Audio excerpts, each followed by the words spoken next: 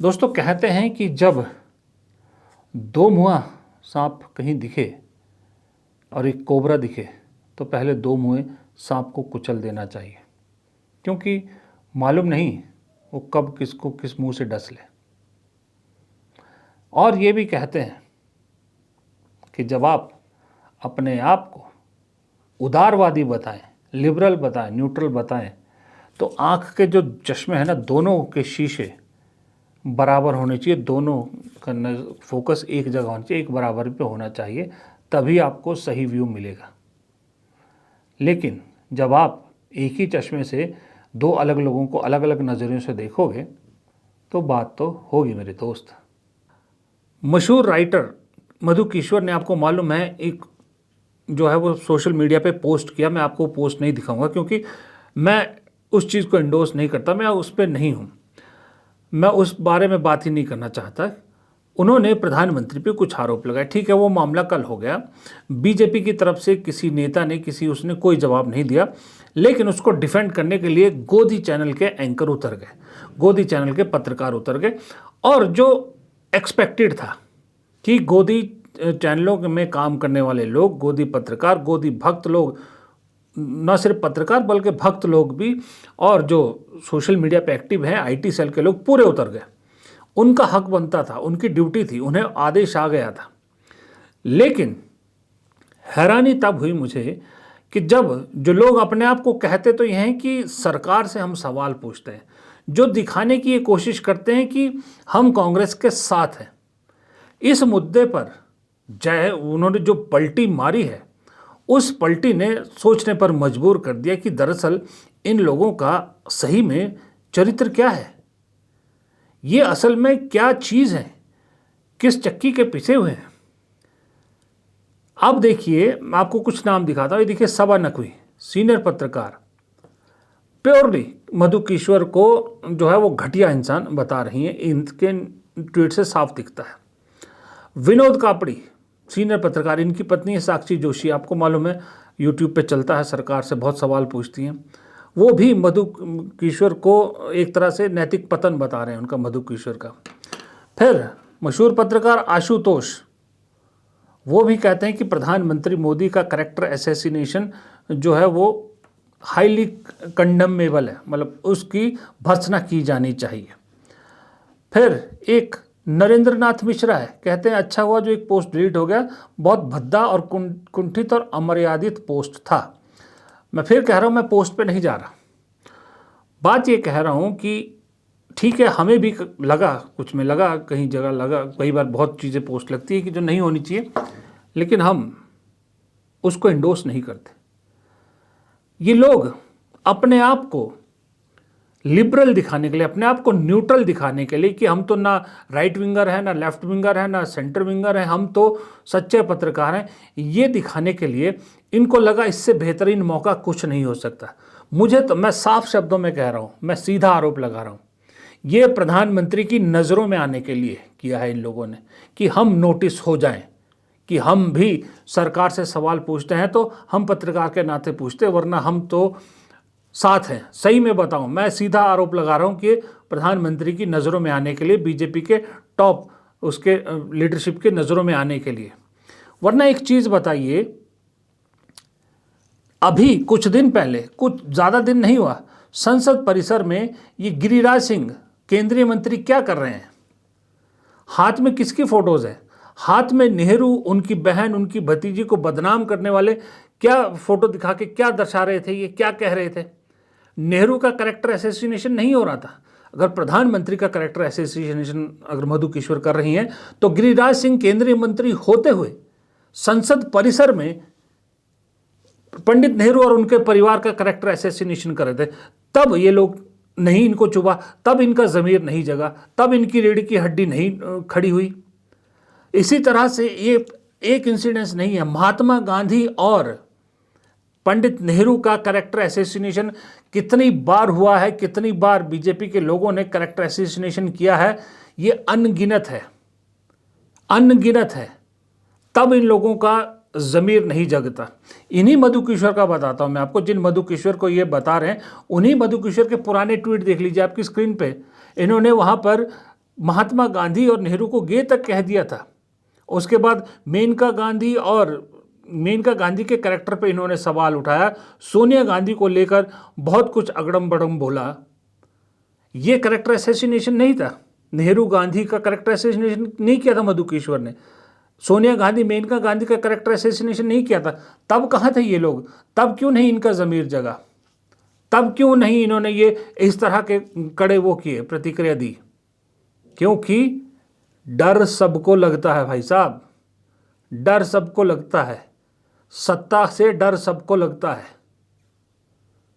डर सबको लगता है। सच बता रहा हूं मैं, कल हम भी चाहते तो मधुकेश्वर के उस आरोप को लेकर बड़े वीडियो बना सकते थे, लेकिन हमें मालूम है कि बिना सबूत के अगर हम उस पर बात करेंगे तो हमारा चैनल ही बंद कर दिया जाएगा, इसलिए नहीं की। ईमानदारी से बता रहा हूं मैं, ईमानदारी से बता रहा हूं, कोई डबल स्टैंडर्ड नहीं है, कोई दो मुंह नहीं है।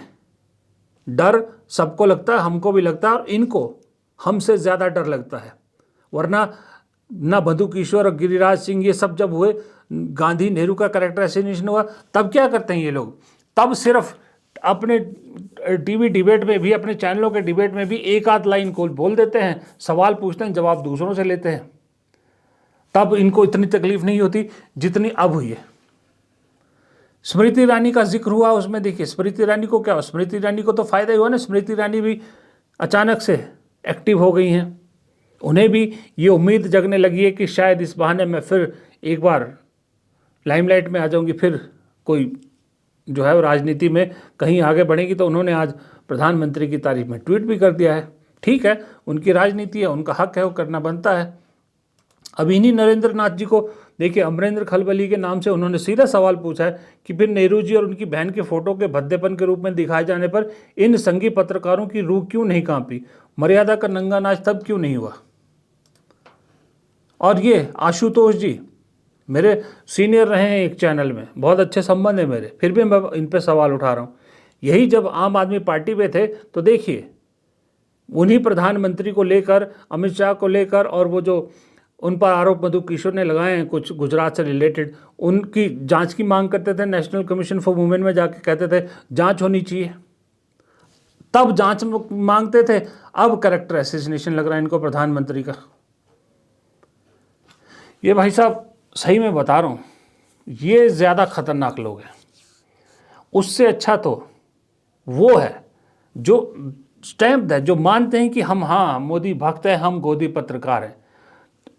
चित्रा त्रिपाठी ने भी जो है मधुकेश्वर के खिलाफ पोस्ट डाली, रोमाना इसरार और बहुत सारे टीवी एंकर्स ने, पत्रकारों ने डाली। ठीक है, कोई शिकायत नहीं है, वो वेरीफाइड है, जानते हैं। और ना वो ये बताते हैं, अब तो ये बताना भी उन्होंने छोड़ दिया है कि हम जो है न्यूट्रल हैं। वो क्लियर कहते हैं कि हाँ हम हैं, मोदी भक्त हैं। तो वो उनको ज़्यादा मेरा सलाम है, उनकी रिस्पेक्ट मेरी नज़र में ज़्यादा है बनिस्बत ऐसे लोगों की। और अपने आप को कहते सीनियर पत्रकार हैं, और जब इनकी आप डिबेट सुनिए, जब आप इनके डिस्कशन सुनिए, तो ऐसा लगेगा कि वाह, इनसे बड़े जो है वो सरकार समर्थित कोई है ही नहीं। मैं ये नहीं कह रहा कि इन्होंने मोदी जो किशोर ने जो कहा उसको समर्थन क्यों नहीं किया, नहीं, मैंने नहीं किया। मैं किसी और से एक्सपेक्ट भी नहीं करता कि मधुकेश्वर ने जो कहा उसका समर्थन कीजिए। जब तक मधुकेश्वर अपनी लड़ाई खुद लड़ रही हैं, वो कह रही कि वो इसका सबूत भी देंगी। ये वही मधुकेश्वर हैं जो मोदी को कभी भगवान भी बना बैठी थी। यही मधुकेश्वर है जिनके मैंने अभी ट्वीट दिखाया आपको। वो कह रही हैं सबूत देंगे, सबूत देंगे, जब सबूत देंगी लगेगा तो हम बात करेंगे। अरे अब और तो छोड़िए, मोदी जी के खुद के पुराने भक्त अब तो सवाल उठाने लगे हैं। मैं प्रशांत किशोर की बात कर रहा हूँ, वही प्रशांत किशोर जिन्होंने 2024 के लोकसभा चुनाव में एक कैसे सिस्टमेटिक कैंपेन के जरिए मोदी जी को 300 पार और 400 पार पहुंचाने की पूरी कोशिश की थी। अब तो भाई वो भी सवाल उठा रहे हैं। बन गया आत्मनिर्भर भारत। ये आत्मनिर्भर भारत की पहली तस्वीर आपको दिख रही है, जहां की 5 दिन 7 दिन के युद्ध में घर का चूल्हा बंद हो रहा है।